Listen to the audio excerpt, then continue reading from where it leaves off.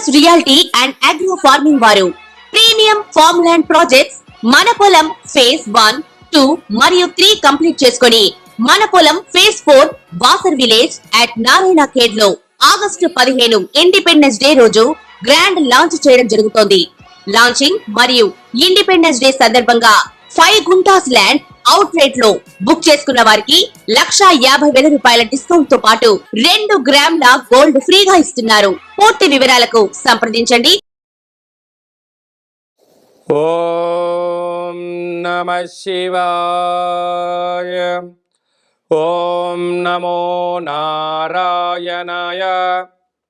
నరదృష్టి కర్మ నివారణ, సంచిత కర్మ, ప్రారబ్ధ కర్మ, ఆగమిక కర్మ నివారణ, సకల దోష దగ్ధ తులాభార కాల భైరవాయ నమో నమః. ప్రథమం శైలపుత్రి, ద్వితీయం బ్రహ్మచారిణి, తృతీయం చంద్రఘంటిక, కూష్మాండేతి చతుర్థం, పంచమం స్కందమాతేషు, షష్టమం కాత్యాయని చ, సప్తమం కాళరాత్రి, అష్టమం మహాగౌరీ, నవమం సిద్ధిరాత్రి. శ్రీ రాజరాజేశ్వరీ దేవ్యై నమోస్తుతే. హరి ఓం. మా ఛానల్కి స్వాగతం. చూస్తున్న వీక్షకులకు, ప్రేక్షకులకు, ప్రియ కాళభైరవ భగవద్బంధులకి స్వాగతం పలుకుతూ, మమ్మల్ని ఎంతగానో ఆదరిస్తూ ఉండబడినటువంటి ప్రియ సోదరా సోదరీమణులకు స్వాగతం పలుకుతూ, అందరికీ ముందస్తుగా విజయదశమి పండగ శుభాకాంక్షలు. అమ్మవారి యొక్క ఆశీస్సులు ఉంటే మనకు అన్నీ ఉన్నట్లే కనుక అమ్మను స్మరిద్దాం, అమ్మను ధ్యానిద్దాం. ప్రకృతితో మమేకమైనటువంటి అమ్మవారిని శాకాంబరి స్వరూపంలో పూజ చేసుకుందాం. జీవనాన్ని అద్భుతమైన ఆనందకరమైన జీవితానికి స్వాగతం పలుకుదాం. 1వ తారీఖు 10వ నెల 2024 నుండి 15/10/2024 వరకు పుట్టినటువంటి వారందరికీ కూడా ముందస్తుగా జన్మదిన శుభాకాంక్షలు. గతంలో వివాహం చేసుకున్న వారికి వివాహ వార్షికోత్సవ శుభాకాంక్షలు. ద్వాదశ రాశుల్లో గ్రహ గమనాల్ని ఓసారి వీక్షింపచేద్దాం. వృషభ రాశిలో దేవగురు బృహస్పతి సంచార స్థితి, విశేషంగా మిథున రాశిలో కుజ భగవానుడు సంచార స్థితి, కన్యరాశిలో రవి బుధ కేతు సంచార స్థితి. 3 గ్రహాలు కలిపి బుధాదిత్య రాజయోగం చేత కన్యరాశిలో సంచార స్థితి. తులారాశిలో శుక్ర భగవానుడు స్వక్షేత్ర సంచార స్థితి. కుంభరాశిలో శని భగవానుడు స్వక్షేత్ర తిరోగమన సంచార స్థితి. మీనరాశిలో రాహు సంచార స్థితితో ద్వాదశ రాశుల్లో గ్రహ గమనాలు ఈ విధంగా ఉన్నాయి.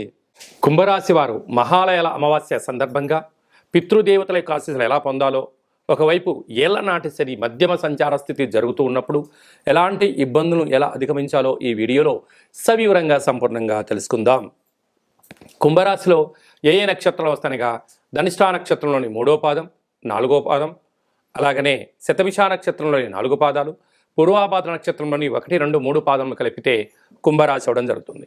చాలామందికి పుట్టినటువంటి కాల సమయంలో డేటా బర్త్లు లేనటువంటి వారందరికీ కూడా పేరు యొక్క మొదటి అక్షరాన్ని అనుసరిస్తూ ఆ రాశిని తెలుసుకునే ప్రయత్నం చేద్దాం.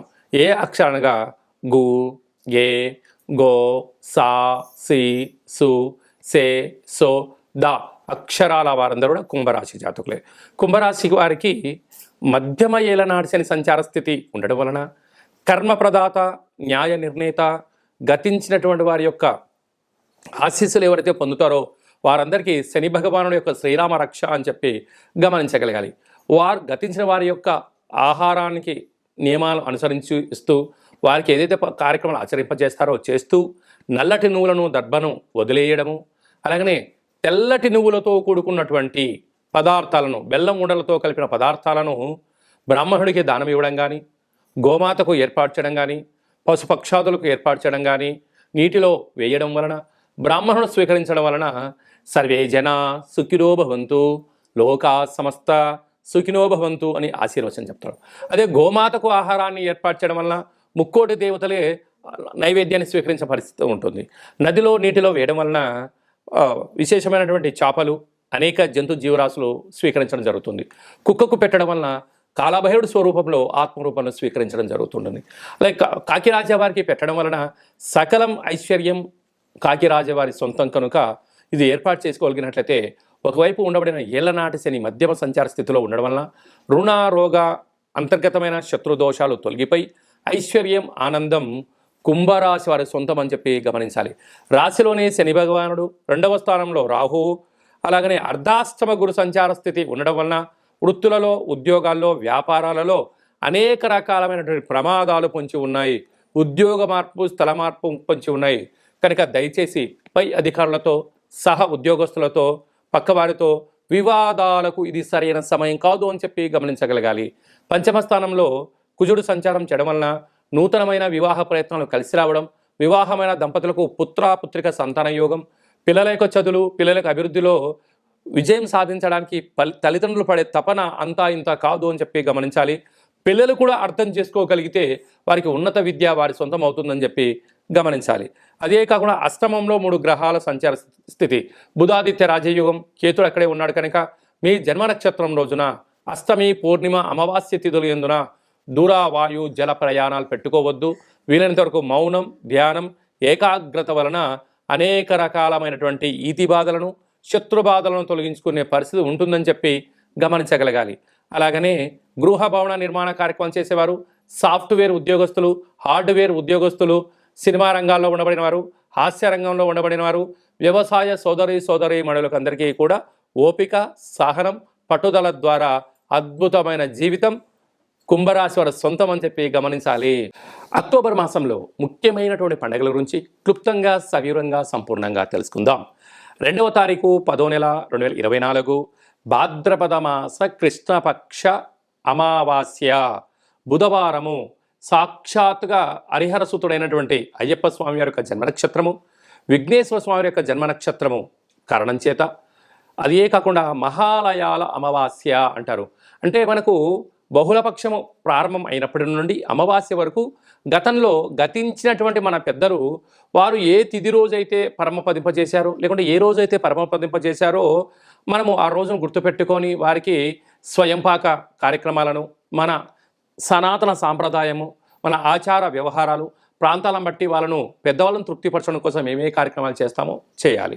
అలా పరిసర ప్రభావం చేత కుదరలేనటువంటి వారందరికీ ఈ యొక్క అమావాస్య తిథి యందున తప్పకుండా ఆ గతించిన వారిని స్మరించుకొని వారి ఆత్మ తృప్తి కోసమే ఏదైతే కార్యక్రమాలు చేస్తామో మనకు వారి యొక్క ఆశీస్సులు ఉంటాయి. అలాగనే బ్రాహ్మణుడికి కానీ స్వయంపాకం దానం ఇవ్వడము, గోమాతకు పచ్చడి గడ్డిని, తౌడు లాంటివి ఏర్పాటు చేయడము, పక్షులకు అనగా కాకులకు ప్రత్యేకంగా అన్నం వండి వాళ్ళ పేరు మీద ఏర్పాటు చేయడము, బీదలకు ఆహారాన్ని ఏర్పాటు చేయడము, శునకపు మహారాజులకు అనగా కుక్కలకు దానం చేయడం వలన గతించిన వారు ఆ రూపంలో వచ్చి వారు స్వీకరించి మనల్ని ఆశీర్వదించి వెళ్తారు అనేటువంటిది సనాతన ధర్మం చెప్తుంది. కనుక మనం అందరము కూడా గతించిన వారిని స్మరిద్దాం, వారి యొక్క ఆశీస్సులు పొందుదాం.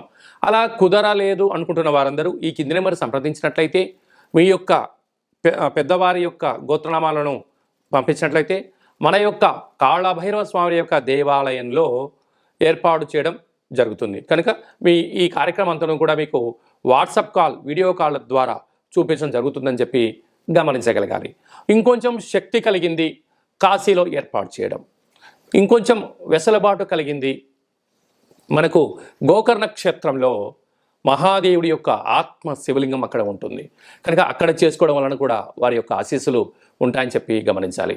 అలాగే ఈ సంవత్సరం మనము గోకర్ణ క్షేత్రంలో ఇలాంటి కార్యక్రమాలు ఏర్పాటు చేస్తున్నాం. ఆసక్తి గలవారు ఈ కిందను సంప్రదించి గోకర్ణ క్షేత్రంలో స్వామివారి యొక్క ఆశీస్సులు పొందే ప్రయత్నం చేద్దాం.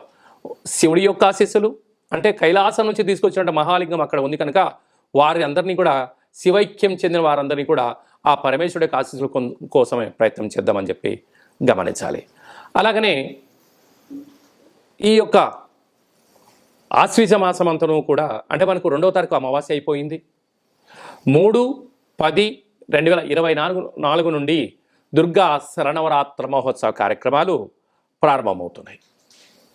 అలాగనే 9వ తారీఖున షష్ఠి బుధవారము మూలా నక్షత్ర సందర్భంగా 3 సంవత్సరములు పడినటువంటి చిన్నపిల్లలకు మొట్టమొదటిసారిగా అక్షరాభ్యాసం చేయించాలి అనుకుంటున్న వారందరూ కూడా మహాసరస్వదేవి అలంకారం రోజున చిన్నపిల్లలకి అందరికీ కూడా అక్షరాభ్యాసం చేయించి వారిని పాఠశాలకు పంపించినట్లయితే సర్వత్రా అమ్మవారి యొక్క ఆశీస్సులు ఉంటాయని చెప్పి గమనించగలగాలి.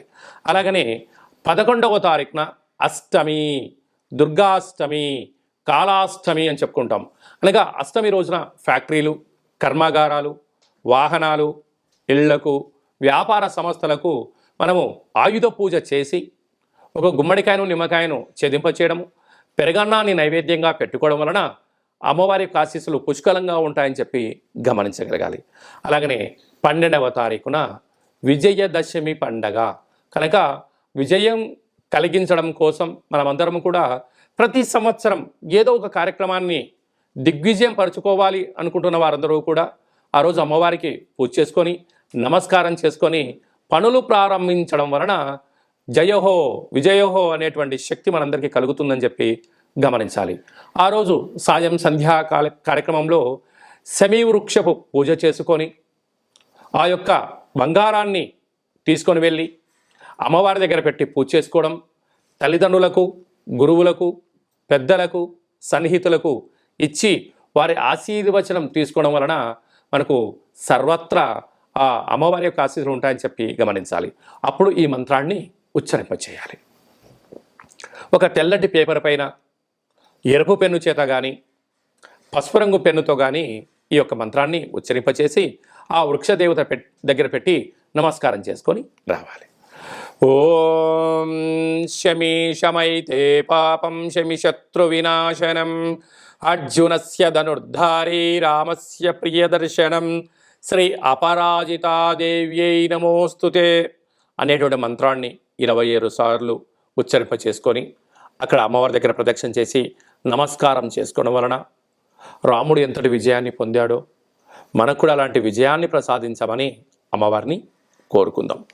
కనుక ఈ అక్టోబర్ మాసంలో అమ్మవారి యొక్క ఆశీస్సుల కోసం కనీసం ఈ 9 శరన్నవరాత్రుల రోజుల ఆవాసం ఉండడం, భగవంతుడు అమ్మవారి యొక్క సేవలో ఉండడం, లలిత సహస్రనామ పారాయణ వినడం, ఏది మంత్రాన్నైనా ఒక మంత్రాన్ని సాధన చేయడం వలన మనకు అద్భుతమైనటువంటి ఆయుర్శక్తి కలుగుతుందని చెప్పి గమనించాలి.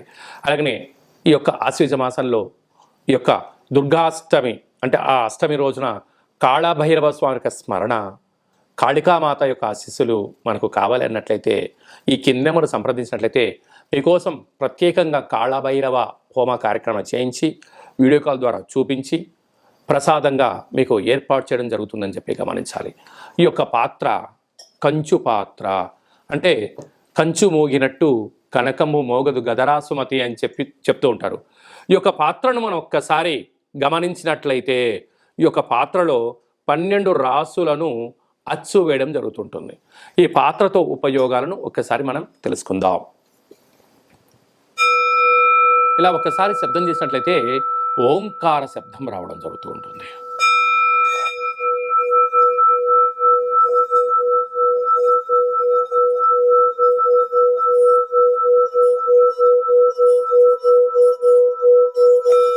ఈ ఓంకార శబ్ద ధ్వరితాన్ని మనం ఇంట్లో ఏర్పాటు చేసుకోవడం వలన మనిషి శరీరంలో ఉండబడినటువంటి షట్చక్రాలు వికసింపచేసుకోవడం, గృహంలో ఉండబడినటువంటి జ్యేష్ఠాదేవి బయటికి వెళ్ళిపోవడం, గ్రామంలో దేశంలో సంచరించేటువంటి మహాలక్ష్మీదేవి అమ్మవారు గళ్ళు గళ్ళుమంటూ మన ఇంటికి రావడం, ఇంట్లో లక్ష్మీదేవి స్థిర నివాసంగా ఉండడం, నరదృష్టి, శత్రు ప్రభావాలు, ఆర్థిక ఇబ్బందులు తొలగిపోతాయని చెప్పి గమనించాలి. అలాగా ప్రతిరోజు ఉదయం పూజ చేసుకున్న తర్వాత ఉదయం 12 సార్లు, సాయంత్రం 12 సార్లు ఆ యొక్క శబ్దం చేయడం వలన అద్భుతమైన ఐశ్వర్యం మన సొంతమవుతుందని చెప్పి గమనించాలి.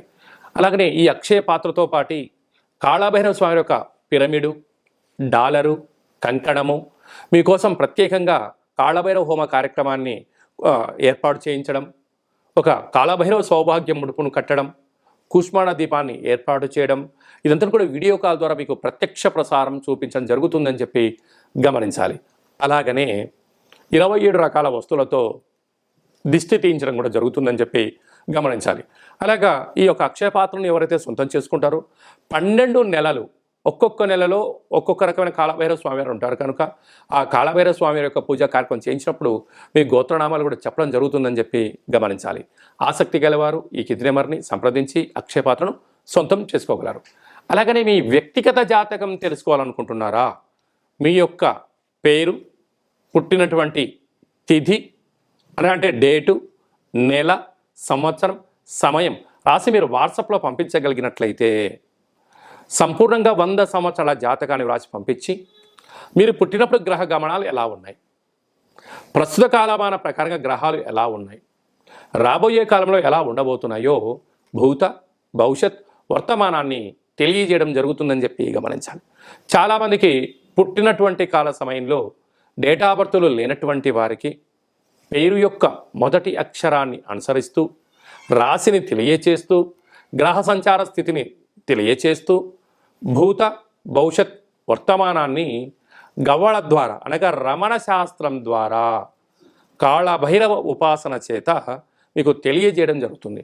ఆసక్తి గల వాళ్ళు మన యొక్క జాతకాన్ని ముందస్తుగా తెలుసుకొని భవిష్యత్తులో ఎలాంటి మార్పులు, మంచి మార్పులు రాబోతున్నాయి, ఎలాంటి అడ్డంకులు ఉన్నాయో తెలుసుకొని జీవిత గమన ప్రయాణంలో మనం ప్రయాణం చేయగలిగినట్లయితే అద్భుతమైనటువంటి జీవితాన్ని ఆస్వాదించడం, ఆనందకరమైన జీవితానికి మనము స్వాగతం పలకడం, అష్ట కష్టాలకు స్వస్తి పలకడం, అష్ట ఐశ్వర్యానికి స్వాగతం పలుకుతామని చెప్పి గమనించాలి.